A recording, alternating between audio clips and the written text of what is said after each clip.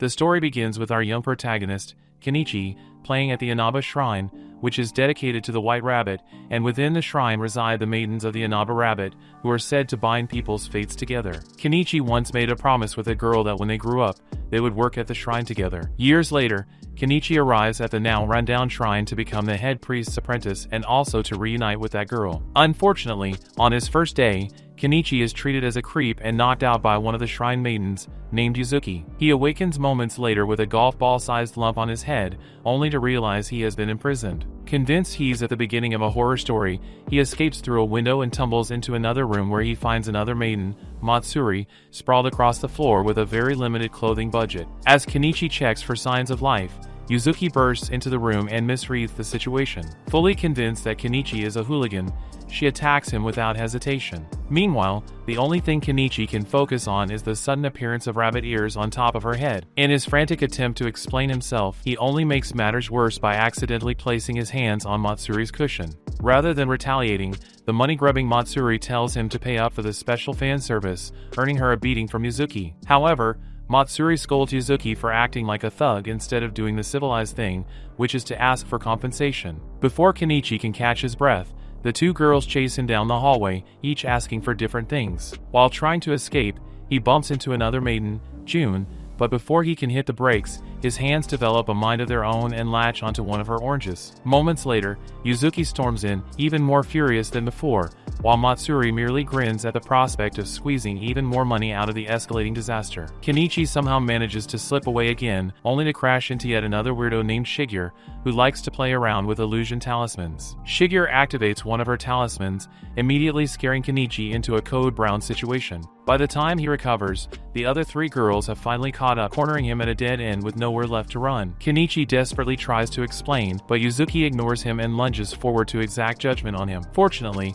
before her sword can finish him, his grandfather arrives just in time to stop her, and introduces Kenichi to the girls, explaining that he will be apprenticing for the position of head priest. The grandfather also tells Kenichi that the girls are shrine maidens of the Inaba Shrine. This revelation leaves him stunned, making him realize that one of these maidens might actually be the girl from his childhood, with whom he made that promise years ago. Just moments after his grandfather's explanation, the girls, except for Yuzuki, change their attitude towards Kenichi. They all apologize for lashing out at him, but Yuzuki refuses to comply as she is still convinced that Kenichi is a creep. The other three girls, now Kenichi's allies, reprimand her for starting the misunderstanding in the first place. Soon after, they head to the main temple, which now looks like a deserted ruin compared to how Kenichi remembers it. The head priest explains that the temple was once a popular attraction after a hit movie used it as a filming location, but the crowds vanished once the hype faded. He now hopes that Kenichi and the girls can help restore the temple to its former glory. Since his arrival, Matsuri, June,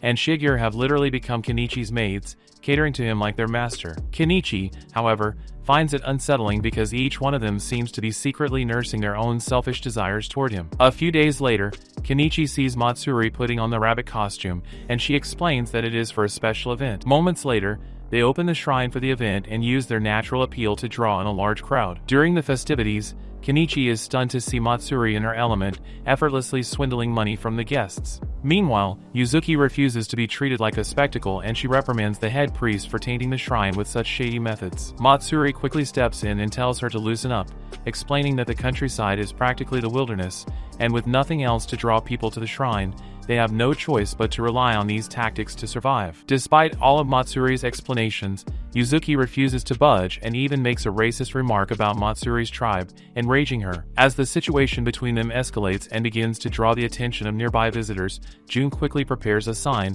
inviting people to pay to watch the unfolding drama. But before she can make money from them, the head priest arrives, putting an end to the fun. For the rest of the day, Yuzuki sulks in a corner like the Grinch, watching her precious temple transform into a theme park. Just as she is about to sink deeper into her misery, she lights up at the sight of a troubled man. Yuzuki sits next to him, asking if he needs any help, and the man explains that he came to the shrine because he has failed more than a dozen interviews. After thinking about his situation, Yuzuki cheerfully reassures him that he will succeed in the next interview, but the cynical guy immediately challenges her, asking if she can guarantee it. Put on the spot like that, Yuzuki caves and falls silent, wishing she could somehow retreat into the ground. Moments later, Kenichi swoops in to save the day by offering the loser a fortune charm, boldly assuring him that his next interview will be a home run. Though the man remains doubtful, Kenichi wins him over by sharing his own pathetic life struggles. Finding comfort in a fellow loser, the man finally accepts the charm. After settling things, Kenichi turns to face Yuzuki,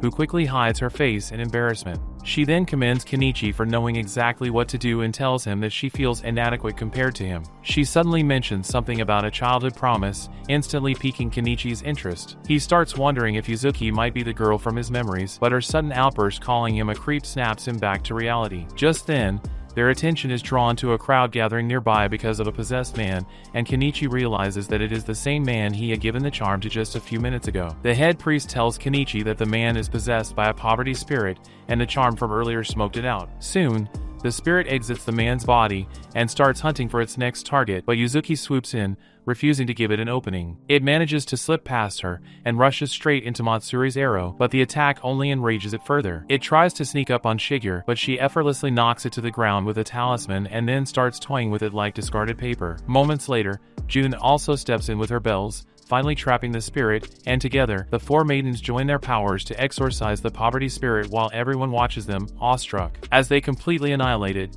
the head priest tells Kenichi that some people simply have bad luck while others experience bad luck due to unclean spirits. He adds that the shrine maidens possess the power to save people possessed by anything unclean. After the exorcism, Matsuri manages to convince the crowd that it was just a show and collects a viewing fee from them. Kenichi, on the other hand, is relieved that the poor loser from earlier will start experiencing good luck, and Yuzuki gives him the credit for making it possible. The other girls overhear her fawning over Kenichi and tease her for the sudden change in attitude. However, just as Kenichi is starting to get along with her, Matsuri pushes him forward, causing him to do something inappropriate to Yuzuki. Embarrassed by the act, Yuzuki immediately turns hostile towards him again. After the shrine event, the head priest and the girls throw a welcome party for Kenichi. While everyone is having fun, Yuzuki is the only sour one at the table, still fuming over her lost dignity earlier in the day. The head priest questions her about it, but she refuses to answer, so Matsuri explains that Kenichi made a public spectacle out of her. Kenichi apologizes to her once again,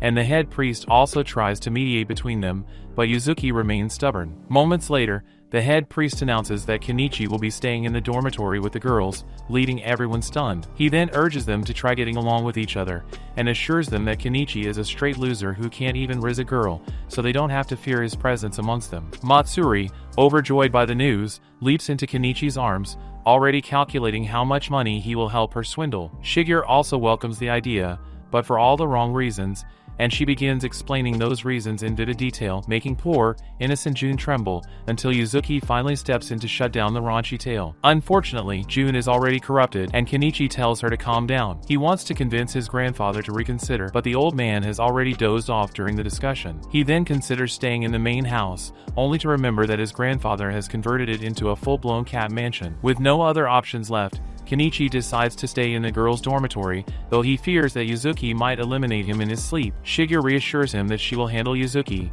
and he thanks her, but before leaving, she loudly informs June that someone should visit Kenichi later to help relieve his aching sausages. Later that night, Kenichi tries to relax in the bath while thinking about Yuzuki's words about her childhood promise. Suddenly, the door opens, and Yuzuki steps into the bathroom, causing both of them to scream in shock. Kenichi asks why she is there, and Yuzuki says Shigeru told her it was fine to enter. When Kenichi replies that Shigeru told him no one would be inside, they quickly realize they have been set up. After regaining their composure, they attempt to leave but realize the door has been locked from the outside. After banging and shouting for help until they're out of breath, they give up and sit quietly in the tub to rest. Yuzuki then threatens to destroy Kenichi if he makes any shady moves and even blames the whole thing on his arrival. Meanwhile, Shigeru and June are right outside the door, trying to eavesdrop on them. Kenichi finds himself staring at Yuzuki and wondering if she is the girl from his memories, but Yuzuki shoots him a distasteful look, warning him to back off. Refusing to give up, Kenichi tells her about the girl from his past and the promise they made.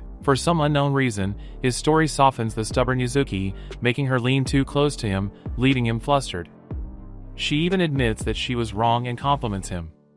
Taking advantage of it, Kenichi asks her why she came to the shrine, and Yuzuki makes him promise not to tell the other girls before explaining that she came there to be a normal girl. Apparently, Her family runs an ancient swordsmanship training hall, and she was trained to become the successor. Yuzuki explains that the training made it impossible for her to be a normal woman, so she was overjoyed when she discovered that the blood of the white rabbit flowed in her, giving her the opportunity to become a fate-binding shrine maiden. Inching closer to Kenichi, Yuzuki thanks him for telling her his wonderful reason. Her flirty act makes Kenichi uncomfortable as he wonders if she is the same stoic girl from earlier. He then asks if she ever made a promise with any boy, but before he can get an answer, Yuzuki suddenly plunges into the water, passing out. Kenichi fishes her out, confused, and places her on the floor. He screams like a scaredy cat when her robe liberates itself, leaving a lot to the imagination.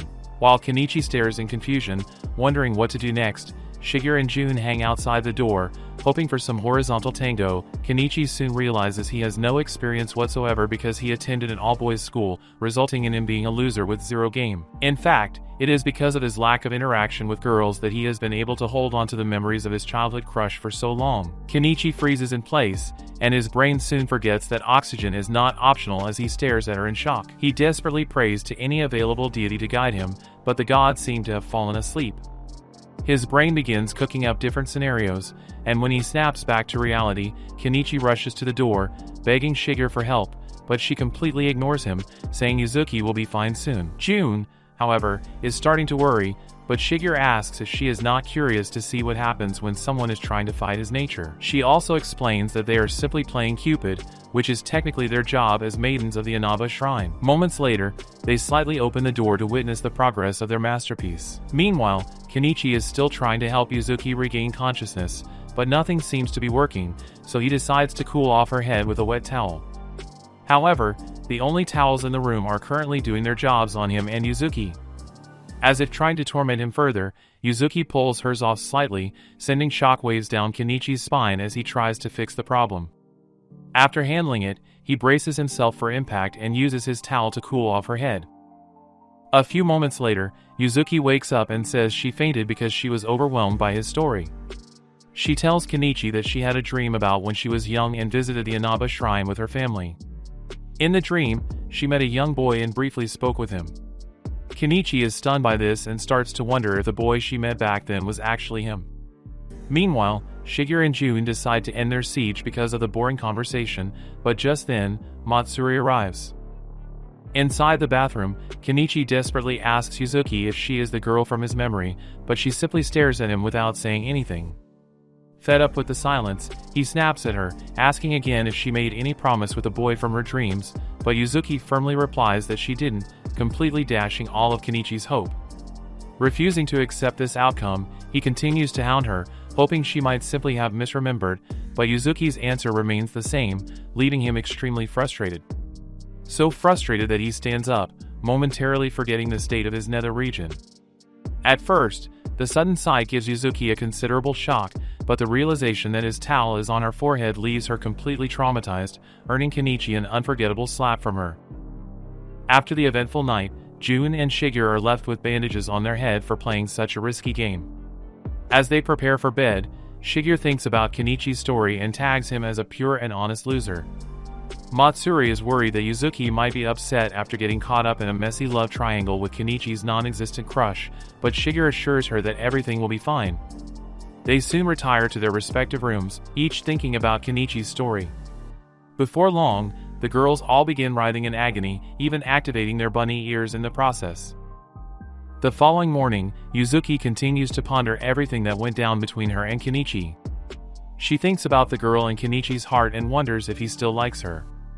These thoughts almost drive her crazy until Kenichi appears out of nowhere, placing his hand on her forehead to check her temperature. Yuzuki is taken aback and shrinks from his reach, making him wonder if she is still upset with him because of the bathroom incident. She assures him that she is fine, but Kenichi refuses to give up as he grabs her shoulder, asking about her health. Unable to handle his concern, Yuzuki hurriedly flees, leaving him in confusion.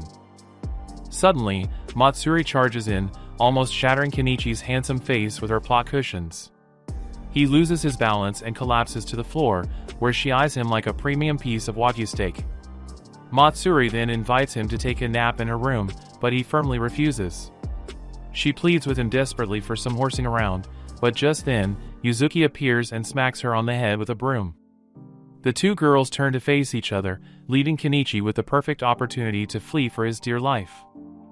Kenichi manages to get away, only to find June in the hallway, sniffing his shirt like a deranged hound while talking to herself.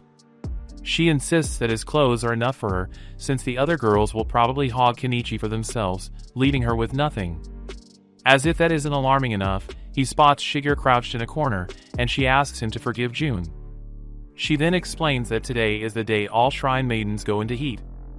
Apparently, rabbits are humping machines, capable of going at it all year round, and because the maidens carry the blood of the white rabbit, their bodies follow a similar routine. This is why they enter heat at least once a week without fail. She also adds that Kenichi's presence intensifies the effect of their bloodline because he carries the blood of the head priest of the Inaba shrine.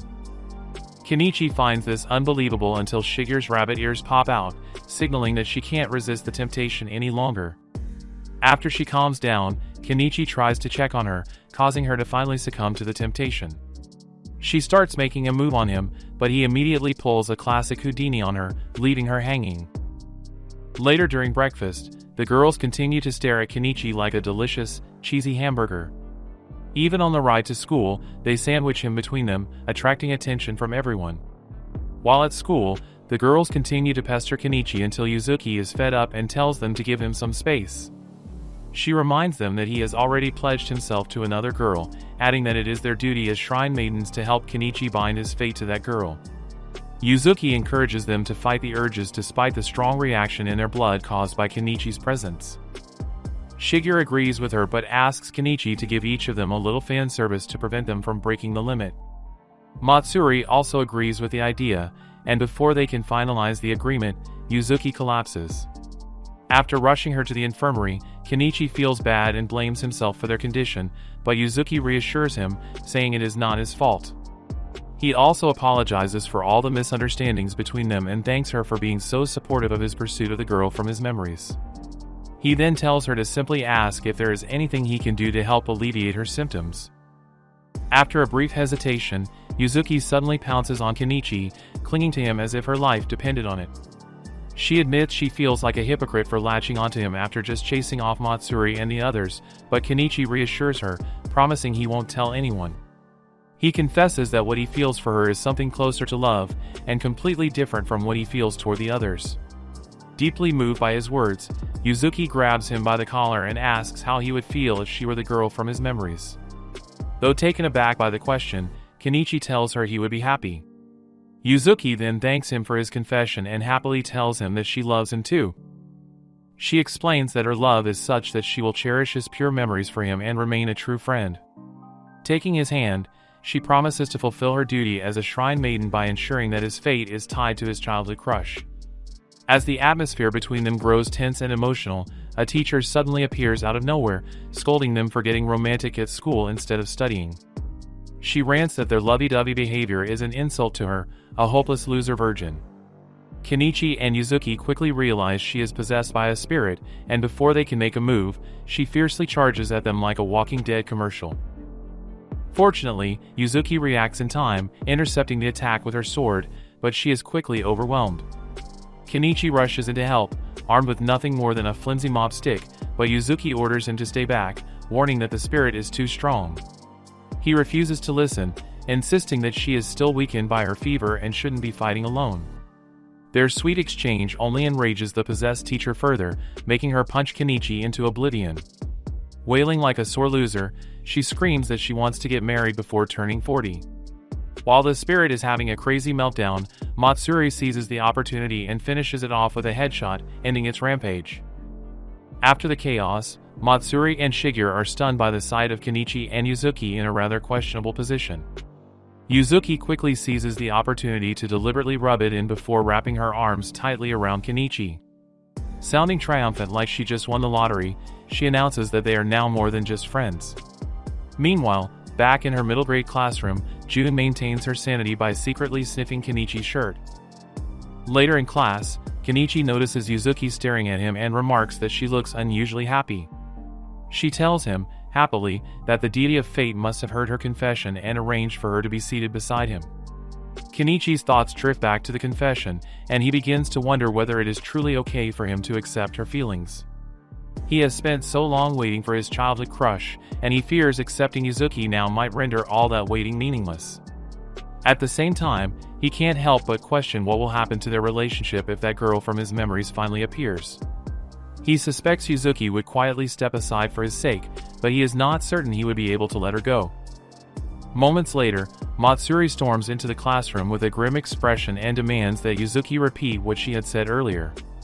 She scolds her for driving the others away, only to latch onto Kenichi behind their backs. The situation quickly escalates when Matsuri grabs Yuzuki by the collar, demanding to know if she's trying to start a war between them. Just then, their teacher from earlier smacks Matsuri on the head and orders her to keep it down. She then pauses to stare at Yuzuki and Kenichi, saying they look oddly familiar. Unable to remember them, she eventually returns to the front of the class while Kenichi guesses she must have lost her memory of the possession. Yuzuki then apologizes to Matsuri for hogging Kenichi and promises to make things fair during their countermeasures meeting. After Matsuri leaves, Kenichi immediately asks what they're planning to do, but Yuzuki refuses to answer. Despite her refusal to answer, he keeps pressing for details until Yuzuki suddenly blurts out that they have plans to deal with their heat issue tonight. Her outburst instantly draws the attention of the entire class, including the teacher.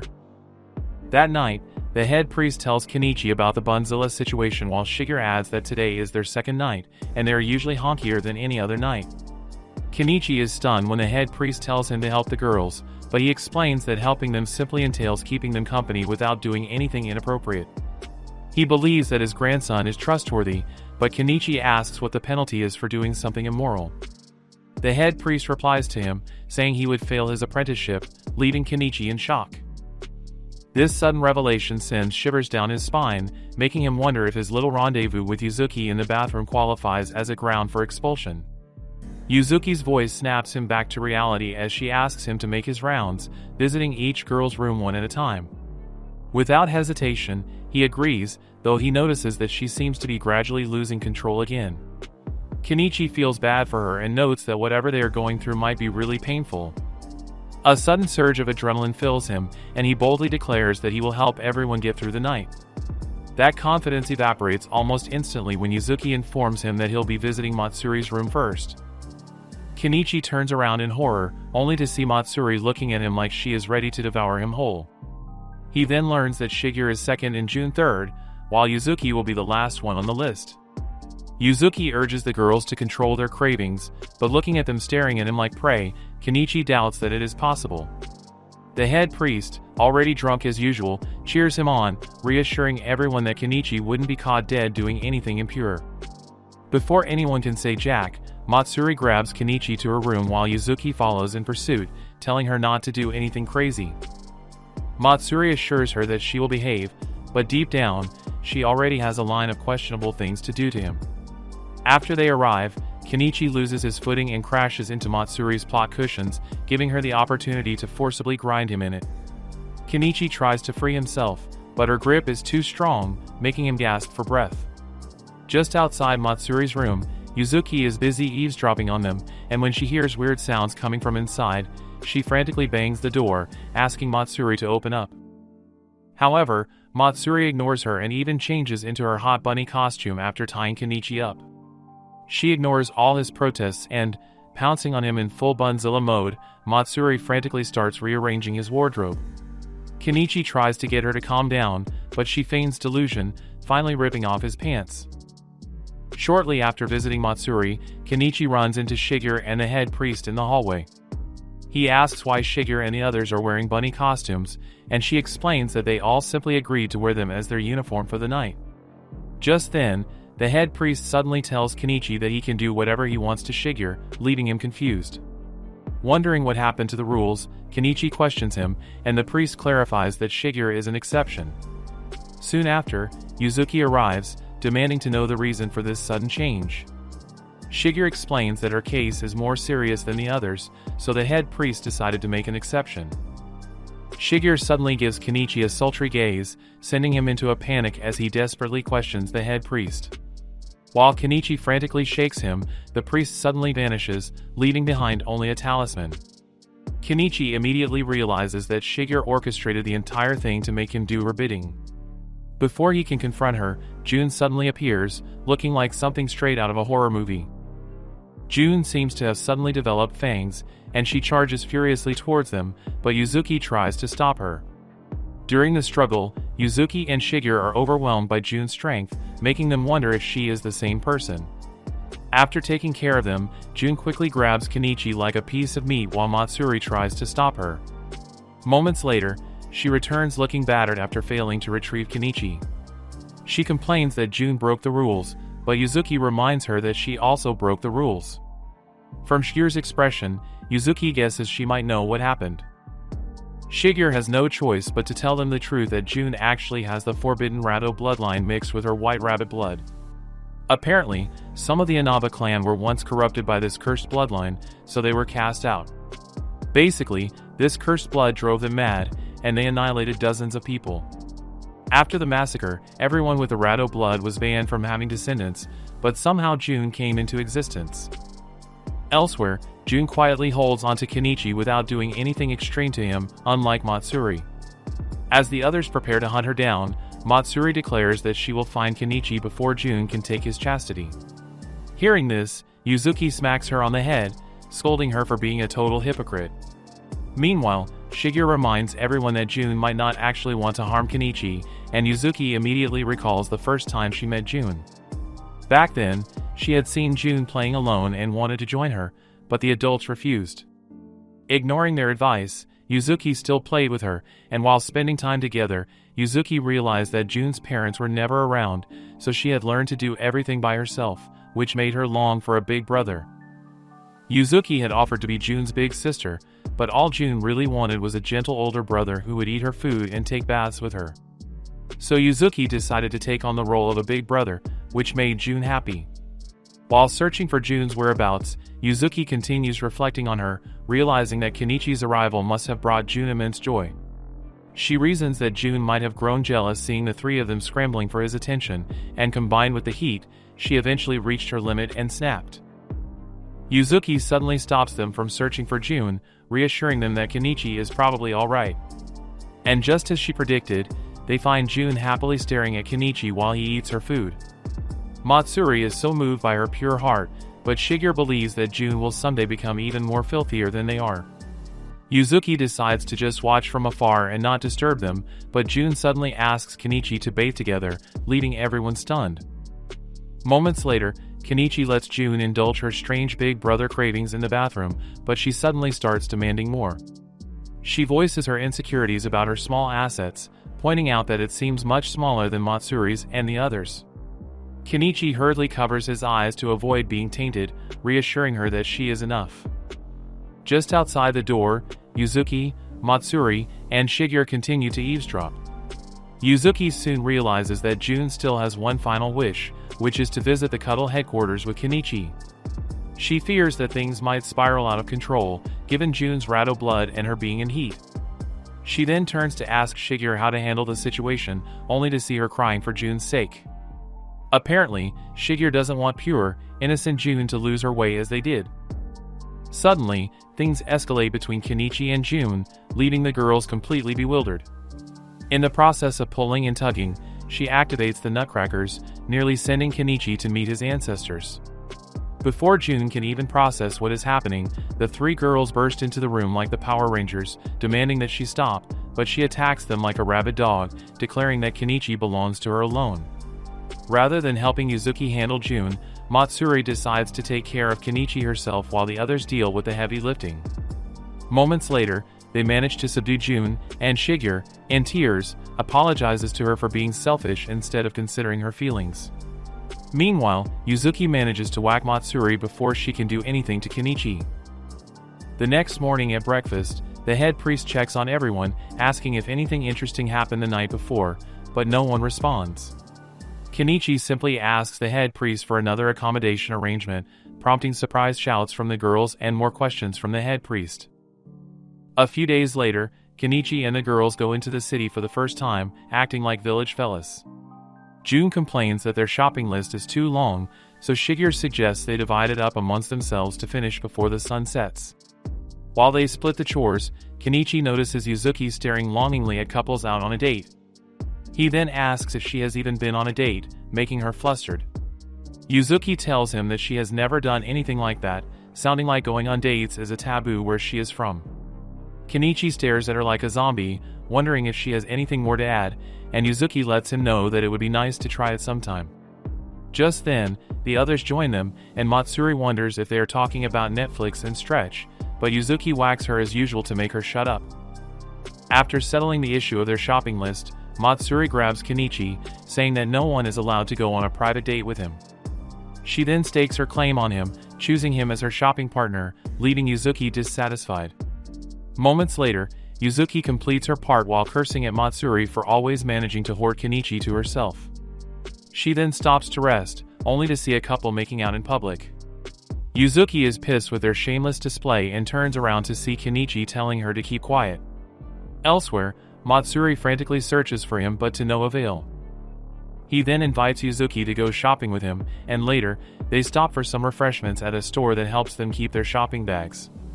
Yuzuki is over the moon as she experiences being on a date for the first time. Kenichi worries they might not have enough time before the others return, but Yuzuki doesn't even mind. She explains that he didn't visit her the other night, so she wants to use this opportunity to spend time alone with him. Kenichi then tells Yuzuki that he is a bit overwhelmed by all the attention he has been receiving from the girls. He explains that he has not actually been able to know everyone's true feelings towards him. Kenichi lets Yuzuki know that he feels differently about her, and he tries to explain the feeling, but he can't seem to find the right word for it. Suddenly, Yuzuki reaches out to him, asking him to go on a date with her. Moments later, they stop at a female clothing store, and she picks out a beautiful dress, excitedly asking for Kenichi's opinion. Instead of simply complimenting her, he seriously lets her know that buying such a dress would be a waste because she has nowhere to wear it to. Hearing this crushes Yuzuki's excitement, and she rushes to the rack to return the dress. Kenichi hurriedly apologizes, explaining that he didn't mean it that way, but she completely ignores him. She then moves to another section to pick something else, and he offers to help her choose. Yuzuki tells him not to bother, but Kenichi, already feeling guilty, desperately begs her to let him. After contemplating for a while, she agrees to let him, but when he realizes she is trying to choose lingerie, Kenichi immediately regrets his decision. Yuzuki then tells him her preferences and chooses one from the rack, loudly asking what he thinks. Unfortunately, her question comes out louder than she expected, drawing attention from people. Though she wanted to tease Kenichi a bit, Yuzuki is still embarrassed by the whole scenario. Meanwhile, Kenichi spirals while wondering the best way to make it up to Yuzuki without sounding like a douchebag. He decides to picture what the different lingerie would look like in order to suggest the best one for her. Sensing his discomfort, Yuzuki quickly apologizes for teasing him, but to her surprise, he fishes out a pair, saying it would definitely look good on her. After he explains his reasons for picking it, Yuzuki bursts into laughter, leaving him more confused. Moments later, they relax for refreshments, and she continues to laugh at Kenichi's innocent mind. To get back at her, Kenichi suddenly eats from her ice cream, leaving her stunned, but her reaction isn't what he expected, so he quickly apologizes for teasing her. Yuzuki wears a serious face for a while, completely fooling Kenichi until she suddenly bursts into laughter. Realizing he has been fooled again, Kenichi joins her, and they start laughing together, getting carried away. Suddenly, Kenichi pushes Yuzuki down, gesturing for her to keep quiet when he realizes that Matsuri and the others were close by. Matsuri continues to search for them, suspecting that they are fooling around together somewhere. Not wanting to ruin their date, Kenichi and Yuzuki sneak into a cramped tram to evade the girls. Yuzuki's chuckles almost alert them, but Kenichi warns her to tone it down. She tells him that she finds the whole involuntary hide-and-seek game amusing. Suddenly, the atmosphere between them turns heavy as Kenichi asks her if she likes him. Yuzuki replies that she likes him, and the two inch closer to each other as if subject to a magnetic pull. Kenichi starts thinking about the promise he made to his childhood crush, but he is too drawn to Yuzuki to stop himself now. As if sensing Kenichi's mental battle, Yuzuki stops midway and apologizes to him, explaining that it would be horrible for a shrine maiden to steal another person's bond. She lets Kenichi know that her bond with him is simply based on the pure feeling he has for his childhood crush. Yuzuki then forces a smile, swearing that her feelings will never cross the line from now on, but deep down, she feels pathetic for not having the courage to steal what she wants, and Kenichi feels moved by her deep devotion. Just then, he turns around to see Matsuri and the others staring at them with serious expressions. The two lovebirds give them an awkward smile while the girls immediately start scolding Yuzuki for secretly taking Kenichi on a private date. The following day, Kenichi notices Yuzuki behaving weirdly and questions her about it, but she assures him that she is fine. Matsuri, however, wonders if she might be in heat again. Kenichi is confused because she just finished experiencing it a few days ago along with the others. He tries to press for answers, but Yuzuki tells him not to worry, promising that she will not cause any trouble for him anymore. She then vows that she won't let her blood control her any longer, explaining that she needs to be strong to bind Kenichi to the girl from his past. Suddenly, a girl named Soma arrives and, overhearing their conversation, she asks Kenichi if he made a promise at the shrine with a girl. Seeing the stunned look on his face, Soma guesses he must be the one she has been looking for and immediately embraces him, almost suffocating Kenichi with her plot cushions. She then reminds him about their promise to work in the shrine together, and Kenichi admits that he might be the one. Yuzuki and the others quietly watch the whole scenario unfold, and Matsuri asks Yuzuki how to handle it, but she ignores her. After what feels like a dark eternity, Yuzuki perks up and puts on her best smile as if regulated by a remote control. She then congratulates Kenichi on finally completing his wish, leaving him stunned. Soma questions Kenichi about Yuzuki, and he introduces her as a shrine maiden.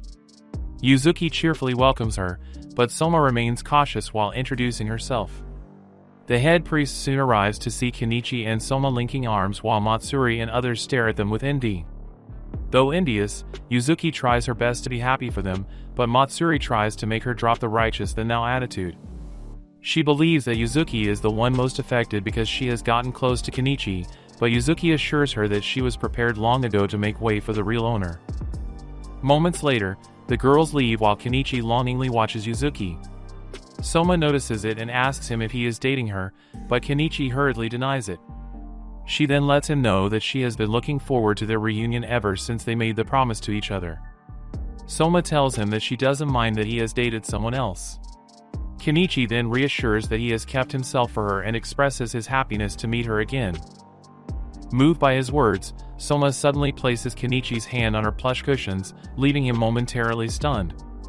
She soon shifts the conversation to size, making Kenichi realize he has forgotten how to breathe.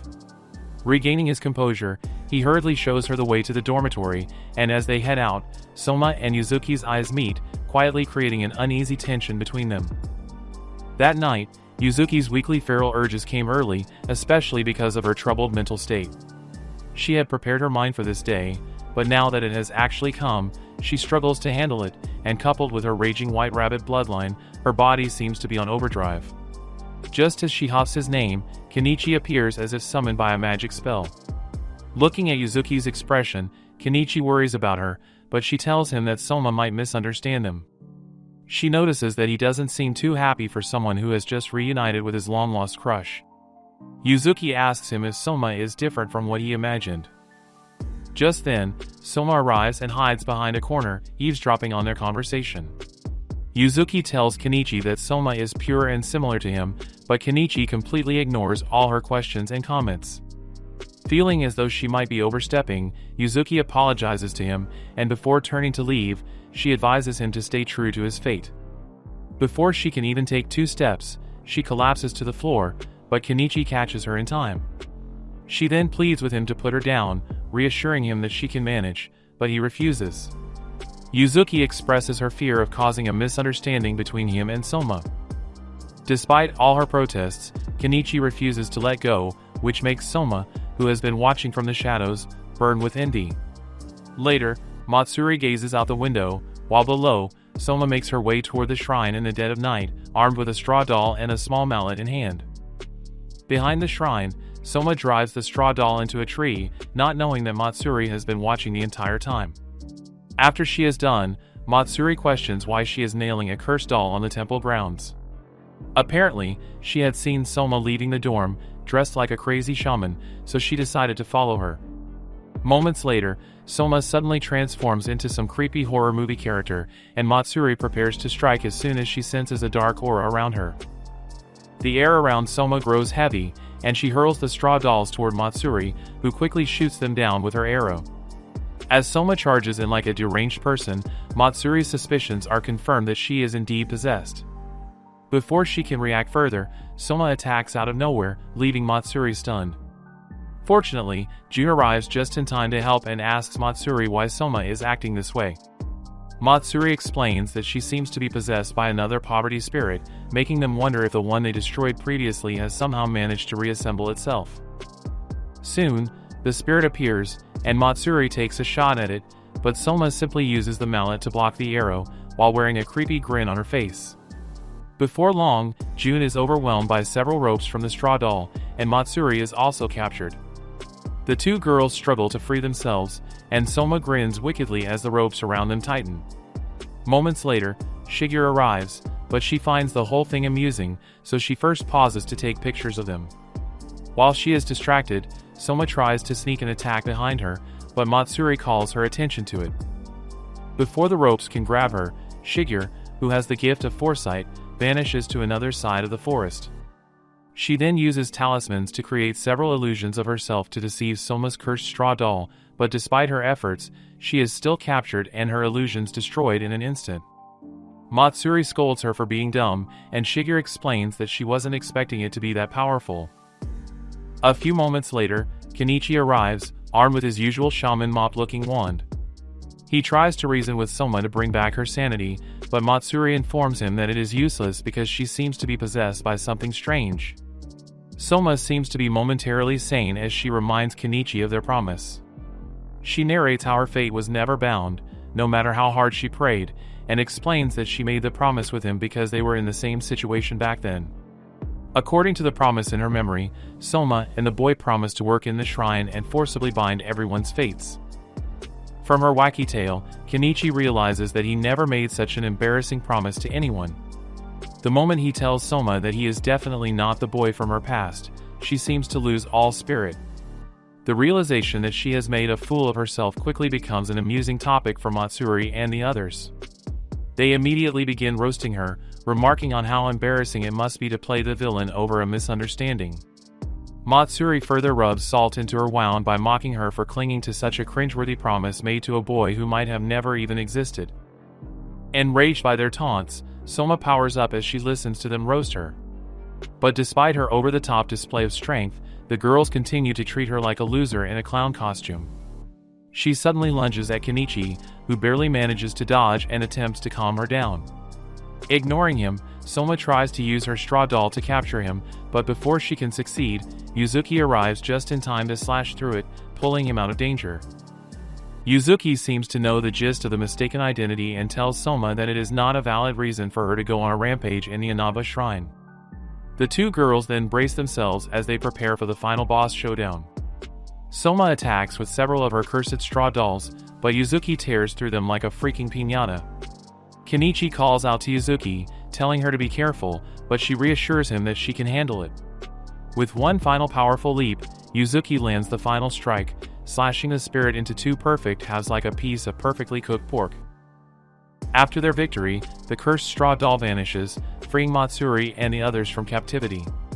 Kenichi kneels beside Soma to tend to her, while Shigure mischievously uses the photos she took earlier to tease June, who frantically begs her to delete them. Kenichi then tells Yuzuki that he remembers Soma visiting the shrine at the same time he did, and back then, he had seen her with another young boy, so she must have mistaken him for that boy. He asks Yuzuki about her condition, since she had been feeling unwell since morning, but looking at her now, she seems to have recovered completely. Beaming with happiness, Yuzuki assures him that she is perfectly fine. Matsuri, however, smugly guesses that Yuzuki is feeling better now that she knows Soma is no longer a threat to her love life. The others also join to taunt her, and Yuzuki, flustered, hurriedly tries to explain herself, insisting she is not happy because of Kenichi's shortcomings. In response, Kenichi gently reassures her, admitting that he also felt relieved to learn that Soma wasn't the girl from his past, and hearing this from him immediately brightens Yuzuki's mood. Since everything turned out to be a misunderstanding, Matsuri and Shigure suggest restarting the Kenichi competition as if nothing had happened. As usual, The girls scramble to contend for his attention, but before anyone can get to him, Yuzuki takes advantage of her close proximity to him and literally flies into his arms, boldly declaring that Kenichi belongs to her alone. Thanks for watching till the end, and make sure to let us know in the comments who you think might be Kenichi's childhood crush.